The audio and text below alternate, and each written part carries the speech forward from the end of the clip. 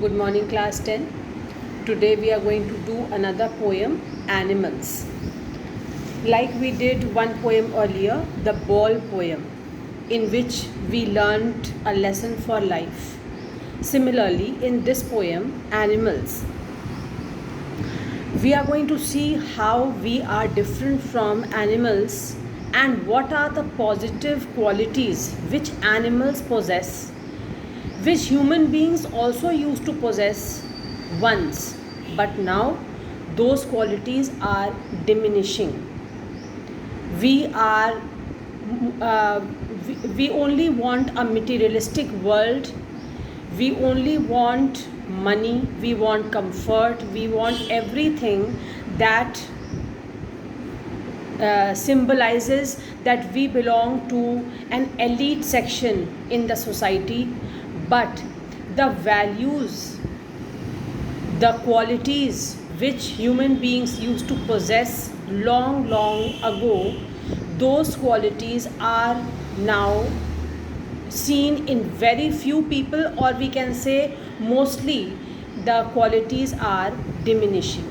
We have either lost those qualities or we don't bother at all.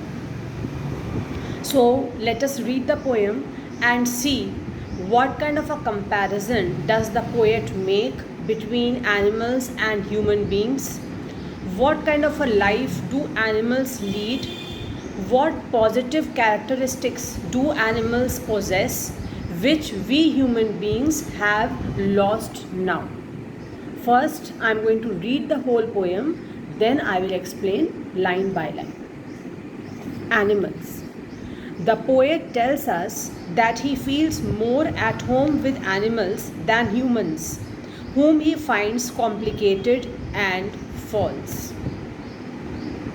I think I could turn and live with animals. They are so placid and self contained. I stand and look at them long and long.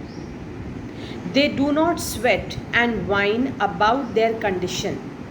They do not lie awake in the dark and weep for their sins.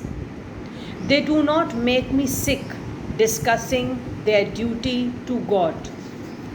Not one is dissatisfied, not one is demented with the mania of owning things. Not one kneels to another, nor to his kind that lived thousands of years ago. Not one is respectable or unhappy over the whole earth. So they show their relations to me and I accept them. They bring me tokens of myself. They evince them plainly in their possessions. I wonder where they get those tokens. Did I pass that way huge times ago and negligently drop them? Now let us start the poem and see what each line means. It has a deep meaning.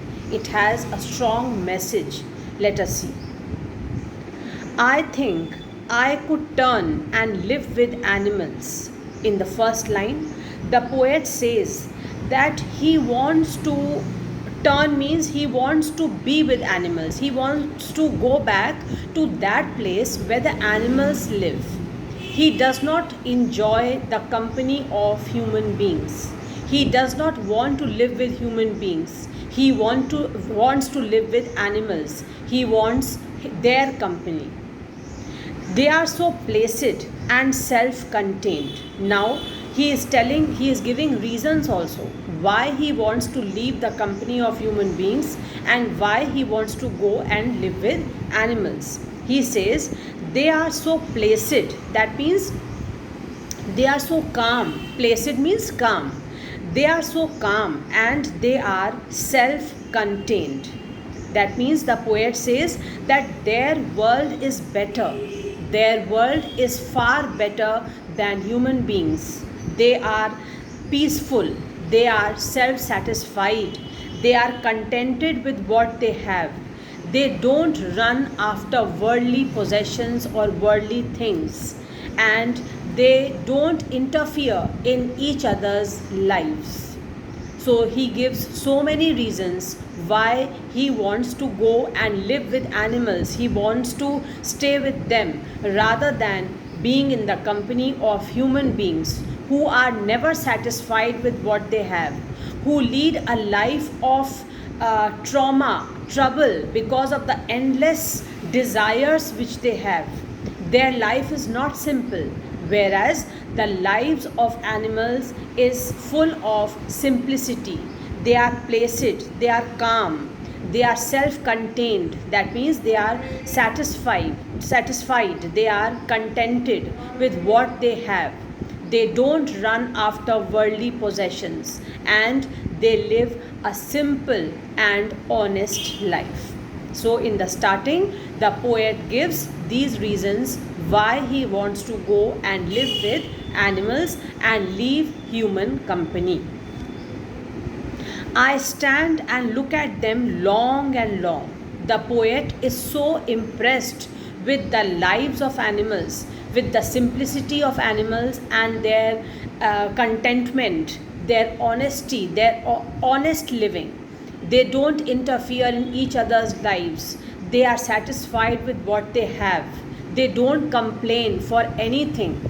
So he is very much impressed with all these qualities when he sees these qualities in animals, and he wants to look at them continuously. He looks at them for a long time and admires these qualities which they possess. They do not sweat and whine about their condition. Now here children, you should write the meanings also simultaneously.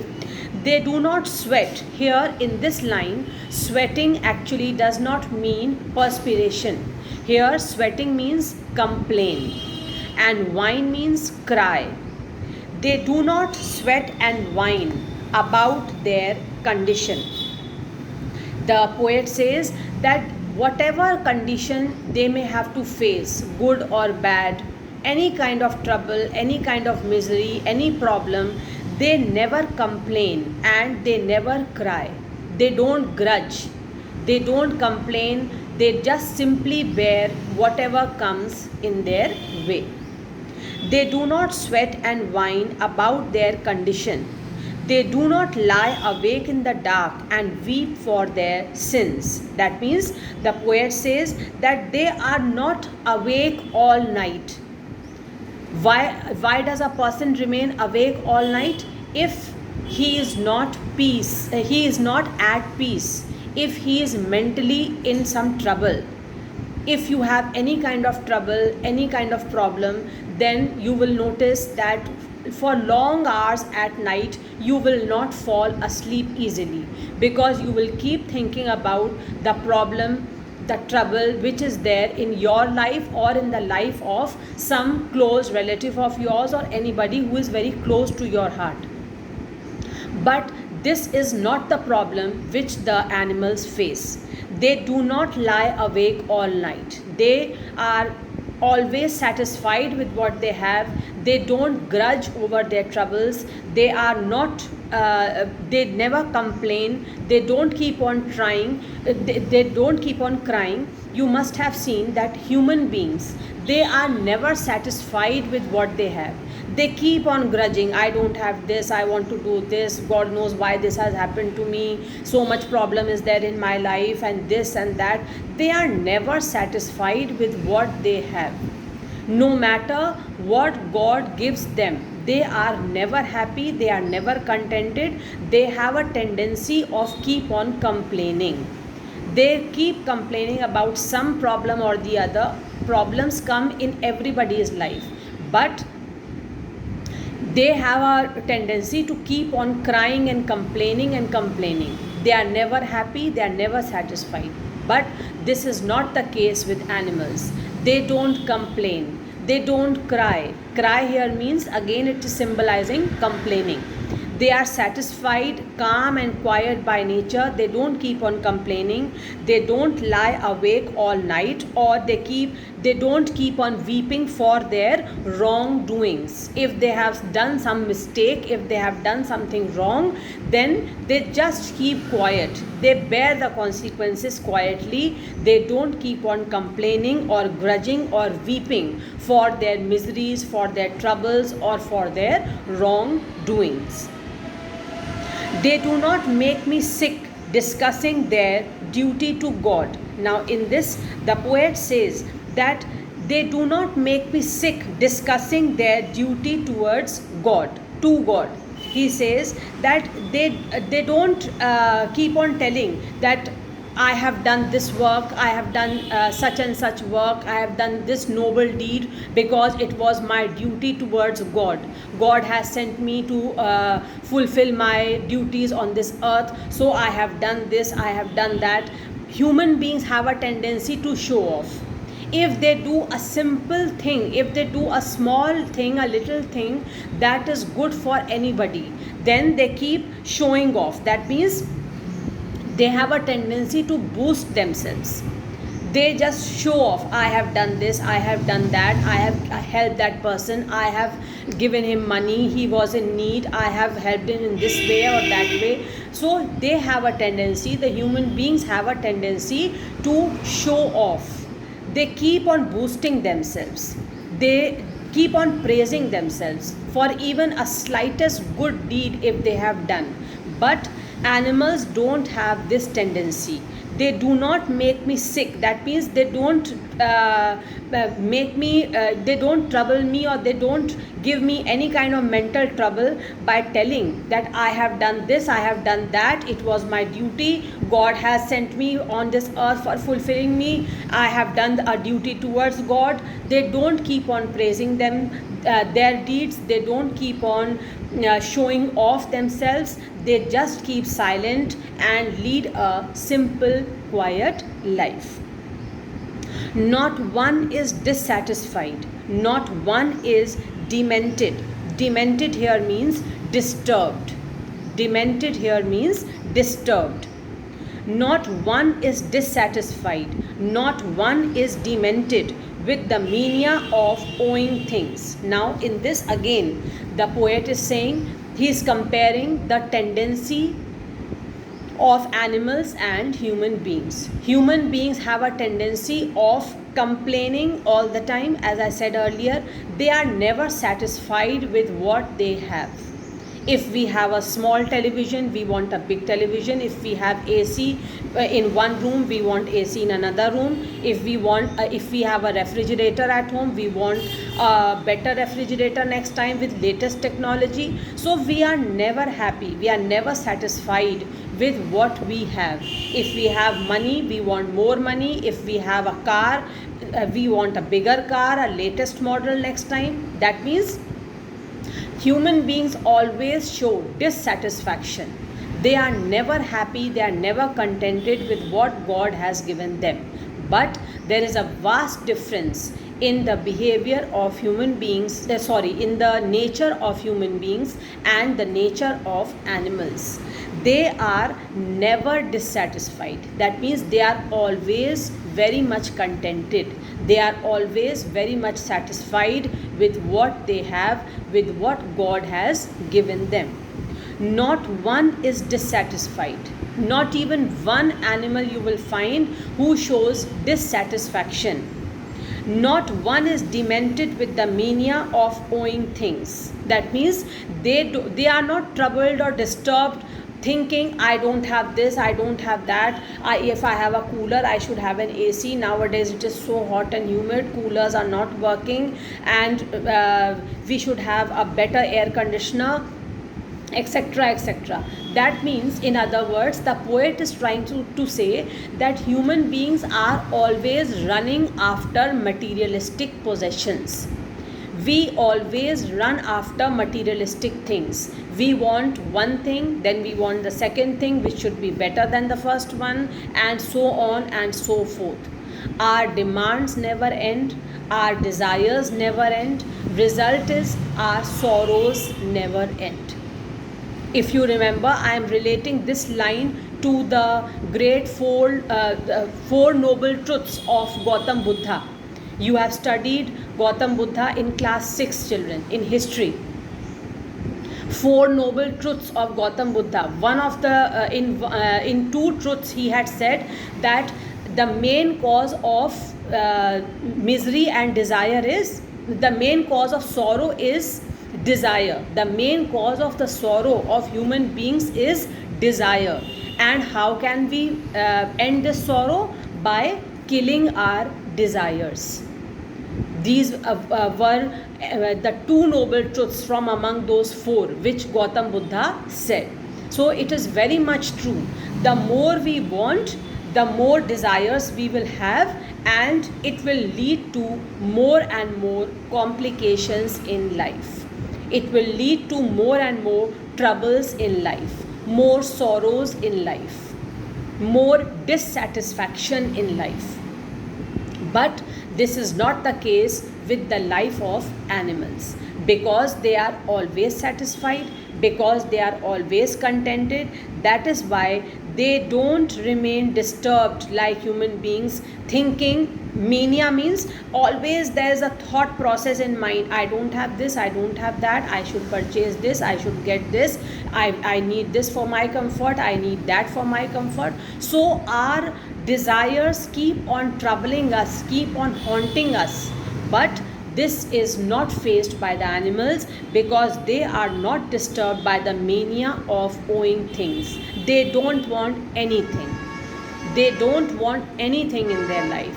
They don't run after any materialistic possessions. They don't run after any worldly possessions. That is why their life is full of peace, calm, and with satisfaction. They lead a happy life which is full of contentment.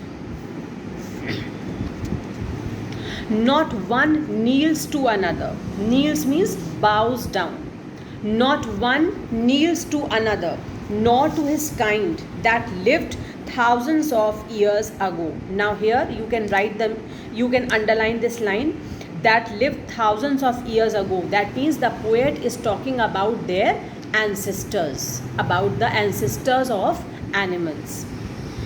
Not one kneels to another. Here the poet says that animals never bow down to show their devotion, not even to ancestors. They don't even bow down before God. Now here, by saying this, the poet is trying to say that in order to fulfill our desires and demands, we are ready to bow down before anybody. We are ready to kill our value system, and we are ready to bow down, or you can say we are ready to do anything in front of anybody in order to fulfill our demands, in order to fulfill our desires, and in order to lead a materialistic life. We keep our values aside, and we are ready to bow down before any person if we see that through that person we can fulfill our needs, we can fulfill our demands, and we can own what we want. But animals never bow down before anybody, before any other animal, before their ancestors, not even before God. No one among them is more or less respectable in the society. Let us see. Not one kneels to another, nor to his kind that lived thousands of years ago. Not one is respectable or unhappy over the whole earth. This line shows that animals believe in equality. They don't show any preference towards anybody. No one for them is more or less respectable among their animal kingdom, in their animal kingdom. They treat everybody equally. For them, all are equal. Nobody is more or less respectable. Nobody is placed higher or lower in their animal kingdom. They treat everybody as equals. They are honest in showing their relations with other animals. See the next line. So they show their relations to me and I accept them. And the poet here says that animals are honest in showing their relations with other animals. They don't show and they don't give any preference to anyone. They treat everybody equally in their animal kingdom, and they are very honest towards showing their relations with other animals. That means nobody is treated as high or low. Their treatment with other animals shows their honesty in their behavior. No one is respectable or unhappy over the whole earth. They believe in equality.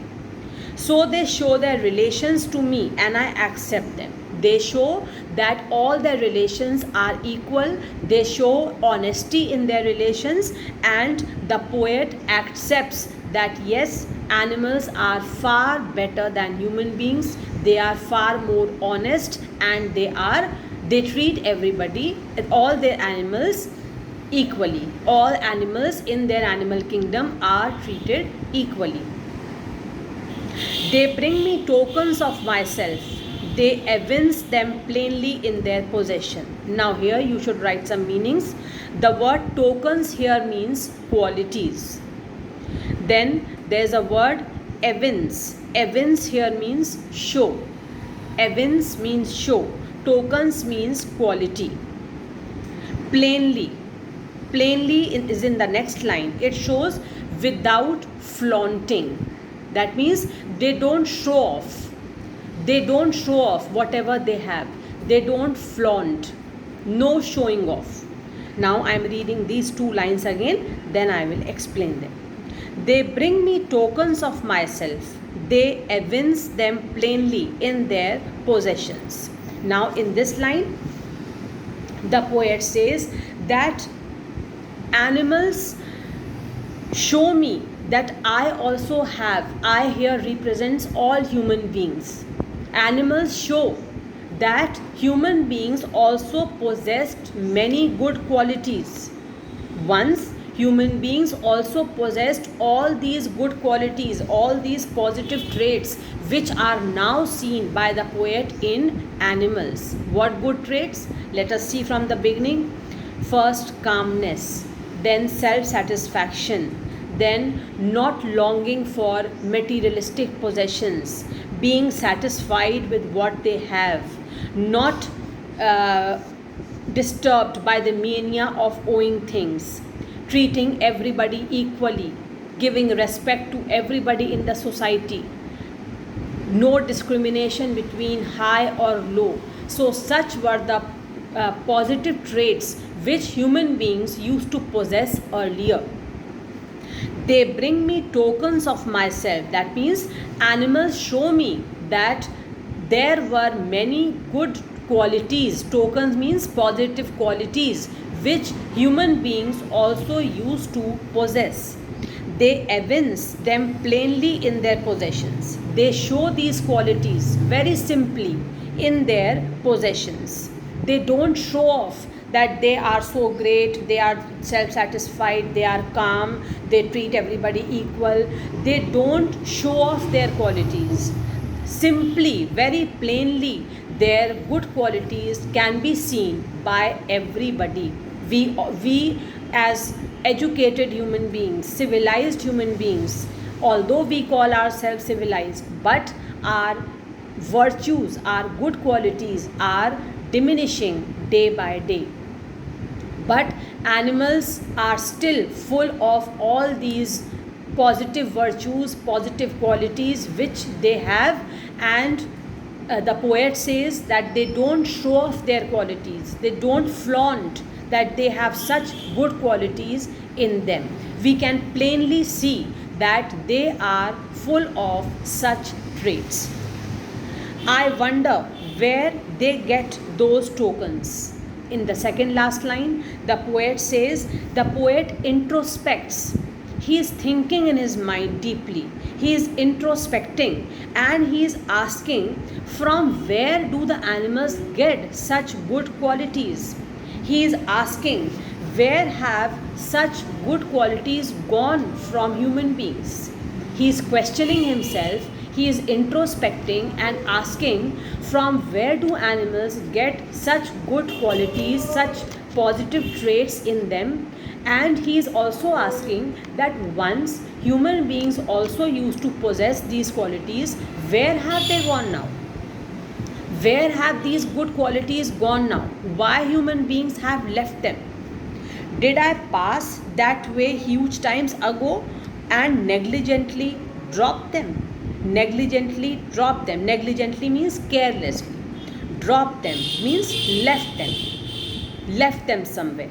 So he is asking, where have the good qualities of human beings gone? Has he left them somewhere or has he carelessly lost them? He is asking himself that have human beings, I here again represents everybody, all human beings. So he is asking, have I misplaced those good qualities? Have I lost them or have I carelessly left them somewhere? Are those good qualities lost forever or have I carelessly left them? He is asking himself, and he says that the good traits like kindness, patience, tolerance, innocence, all these qualities which earlier were seen in human beings, now they are seen in animals. So we must question ourselves that are we even worse than animals now? It is a big question which all human beings must ask themselves, because now our lives have become very complicated. We have made our lives complicated. Why our lives have become complicated? We have made it. And why we have made it? Because we want all comforts in life. We want all materialistic possessions in life. You must have heard from your grandparents, or if you have never, you can talk to them today and just inquire what kind of lives did they lead in their childhood or when they were young. And you will come to know that their lives were full of struggle. They faced struggle at every step, and they did not have all these materialistic possessions which we have now, but their life was much more healthier. They did not have diseases like easily, they did not have, rarely people used to have, but commonly diseases like heart attack, diabetes, blood pressure, etc., etc., hypertension, depression, which is very now a very common word. Many people may not be knowing what actually depression is, but just because it has become a very fashionable word nowadays, so now everybody has depression. Such things, such kind of physical and mental problems were not faced by people in olden days, because their life was simple. Their life was full of contentment, satisfaction. They used to do so much of physical labor that they remained fit. They were healthy. They did not live in air conditioned rooms. They did not sleep in air conditioned rooms. They slept on rooftops, breathing fresh air, natural air. Now we live in air conditioned room, and it is so unhygienic, it is so unhealthy. When the room is closed, when AC is on, you will see that you will have to close the room totally. Then what happens? There is zero supply of oxygen. We keep breathing that unhealthy air which is circulating inside the room. So what will happen? We are bound to fall ill. Nobody can stop. Different diseases which we are experiencing nowadays, which people are suffering from. It can be mental disease, it can be physical disease. Stress, hypertension, high blood pressure, diabetes, all these are consequences of our complicated lifestyle. The kind of lifestyle which we lead is actually giving us diseases in plenty. So, in this poem, the poet has compared the simplicity which we can see in the lives of animals and the complicated life which human beings are leading. We have compared how different animals are from human beings. They are full of contentment, they are calm, they never grudge or complain for what they have or what they do not have. They do not keep on crying over their wrongdoings. They don't keep on boasting themselves, or they don't show off telling that I have done good to others. God has given me this duty and I am doing a very noble duty towards God by helping others. They never show off. They just do what they want to do, and they keep on they keep quiet. They don't boast themselves. Then they don't run after worldly things. That is why they are not mentally disturbed. They are never dissatisfied. They are never awake the whole night. They are calm, they are quiet, they lead a peaceful life. They are not unhappy.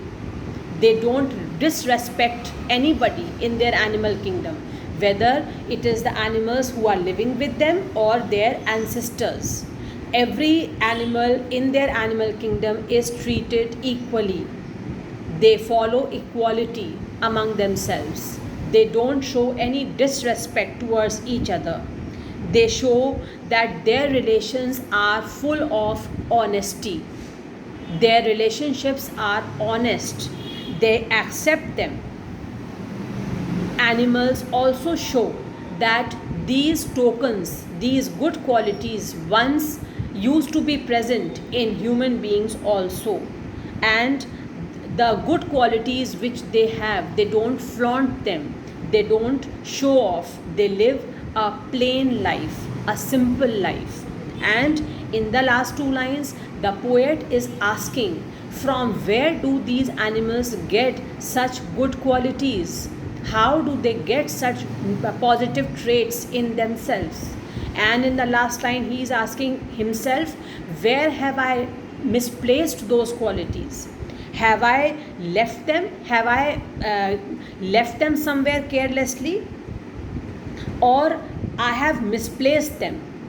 He is asking himself, did I pass that way huge times ago? I have given to somebody? Have I given those good qualities to somebody? Or I have left them, I have misplaced them somewhere negligently, carelessly. With this serious note, we have to ponder over, we must ponder over a question, that are we worse than animals? We must ask this question to ourselves. And if our soul, our conscience gives us the answer yes, then we must try to lead a life